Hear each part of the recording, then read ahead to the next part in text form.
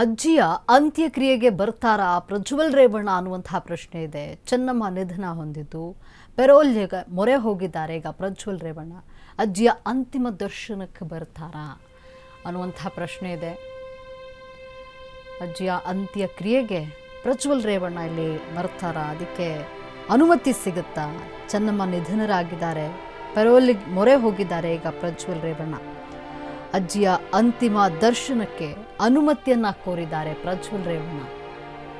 ಈಗಾಗಲೇ ಪೆರೋಲ್ಗೆ ಪ್ರಜ್ವಲ್ ರೇವಣ್ಣ ಅರ್ಜಿಯನ್ನ ಸಲ್ಲಿಕೆ ಮಾಡಿರುವಂಥದ್ದು. ಅಂತ್ಯಕ್ರಿಯೆಗೆ ಹೊರಬರಲು ತುರ್ತು ಅನುಮತಿಗೆ ಈಗ ಅರ್ಜಿಯನ್ನ ಕೋರಿದ್ದಾರೆ. ಅಜ್ಜಿಯ ಅಂತ್ಯಕ್ರಿಯೆಯಲ್ಲಿ ಪ್ರಜ್ವಲ್ ರೇವಣ್ಣ ಭಾಗಿಯಾಗ್ತಾರಾ? ಅನುಮತಿ ಸಿಗುತ್ತಾ? 24 ಗಂಟೆಯಿಂದ 48 ಗಂಟೆಗಳ ಒಂದು ತುರ್ತು ಪೆರೋಲ್ ಅವಕಾಶ ಇದೆಯಾ? ಈ ಬಗ್ಗೆ ಜೈಲು ಅಧೀಕ್ಷಕರು ನಿರ್ಧಾರವನ್ನ ಕೈಗೊಳ್ಳಬೇಕಾಗಿದೆ. ಹಾಗಾದ್ರೆ ಪ್ರಜ್ವಲ್ಗೆ ಪೆರೋಲ್ ಸಿಗುತ್ತಾ? ಏನು ರೂಲ್ಸ್ ಇರುತ್ತೆ? ಪೆರೋಲ್ ಅಂದ್ರೆ ಏನು ರೂಲ್ಸ್ ಇರುತ್ತೆ ಅದಕ್ಕೆ ಅನ್ನುವಂಥ ಪ್ರಶ್ನೆ. ಅಜ್ಜಿಯ ಒಂದು ಅಂತ್ಯಕ್ರಿಯೆ ಇರುವಂಥದ್ದು.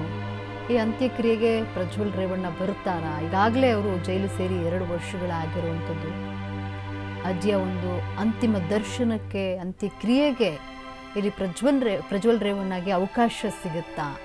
ಕೋರ್ಟ್ ಅನುಮತಿಯನ್ನು ನೀಡುತ್ತಾ ಅನ್ನುವಂಥ ಪ್ರಶ್ನೆ ಇದೆ. 24 ಗಂಟೆಯಿಂದ 48 ಗಂಟೆಗಳ ಒಂದು ತುರ್ತು ಪೆರೋಲ್ಗೆ ಅವಕಾಶ ಸಿಗುತ್ತಾ? ಇಲ್ಲಿ ಪ್ರಜ್ವಲ್ ರೇವಣ್ಣಗೆ ಹೊರ ಬರ್ತಾರಾ? ಪ್ರಜ್ವಲ್ ರೇವಣ್ಣ ಅಂತ್ಯ ಕ್ರಿಯೆಗೆ ಭಾಗಿಯಾಗ್ತಾರಾ? ಯಾಕಂದರೆ ನೋಡಿ, ಮತ್ತೊಮ್ಮೆ ಅವರು ಮುಖದರ್ಶನ ಮಾಡ್ತೀನಿ ಅಂದರೆ ಖಂಡಿತ ಸಿಗೋದಿಲ್ಲ, ಆಗೋದು ಇಲ್ಲ. ಹಾಗಾಗಿ ಅನುಮತಿ ಸಿಗಬಹುದು, ಅವರು ಬರಬಹುದು ಅನ್ನುವಂತಹ ಒಂದು ನಿರೀಕ್ಷೆಗಳಿದೆ. ಈ ಪೆರೋಲ್ ಅಂದರೆ ಏನು? ಶಿಕ್ಷೆ ಅನುಭವಿಸ್ತಾ ಇರುವಂತಹ ಕೈದಿಗೆ ತಾತ್ಕಾಲಿಕವಾಗಿ ಬಿಡುಗಡೆ ಸಿಗುತ್ತೆ.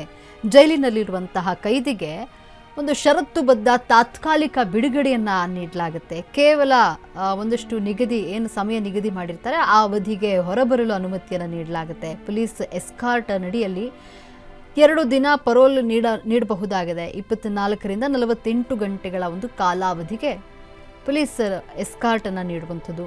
ಕುಟುಂಬದ ತುರ್ತು ಪರಿಸ್ಥಿತಿ, ಮದುವೆ, ಅಂತ್ಯಕ್ರಿಯೆ, ಆರೋಗ್ಯ ಸಮಸ್ಯೆ, ಇತರೆ ಕಾರಣಗಳಿಗೆ ಒಂದು ಪೆರೋಲನ್ನು ನೀಡಬಹುದಾಗಿದೆ. ಪೆರೋಲ್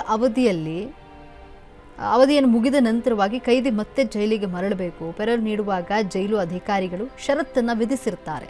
ಷರತ್ತುಗಳನ್ನು ಉಲ್ಲಂಘಿಸಿದರೆ ಪೆರೋಲ್ ರದ್ದು ಆಗಬಹುದು. ಅಲ್ಲದೆ ಕೈದಿಯ ವಿರುದ್ಧ ಕಾನೂನು ಕ್ರಮವನ್ನು ಕೂಡ ಕೈಗೊಳ್ಳಬಹುದು. ಉತ್ತರ ಕ್ರಿಯೆಗಾಗಿ ಪೆರೋಲ್ ಅವಧಿ ವಿಸ್ತರಣೆಗೂ ಕೂಡ ಅವಕಾಶ ಇದ್ದು, ಪೆರೋಲ್ ಎನ್ನುವುದು ಕೈದಿಗೆ ನೀಡಲಾಗುವಂತಹ ಹಕ್ಕಲ್ಲ, ಕುಟುಂಬಸ್ಥರೊಂದಿಗೆ ಸಂಪರ್ಕವನ್ನು ಹೊಂದಲಿರುವಂತಹ ಒಂದು ಸೌಲಭ್ಯ ಅದು. ಈಗ ಅಂತ್ಯಕ್ರಿಯೆಗೆ ಯಾರಾದರೂ ತೀರು ಹೋಗಿದ್ರೆ ಅಥವಾ ಏನಾದರೂ ಆರೋಗ್ಯ ಸಮಸ್ಯೆ ಇದ್ದರೆ, ಮದುವೆ ಇದ್ದರೆ, ಈ ಒಂದು ಸಂದರ್ಭದಲ್ಲಿ ಪೆರೋಲನ್ನು ನೀಡಲಾಗುತ್ತೆ.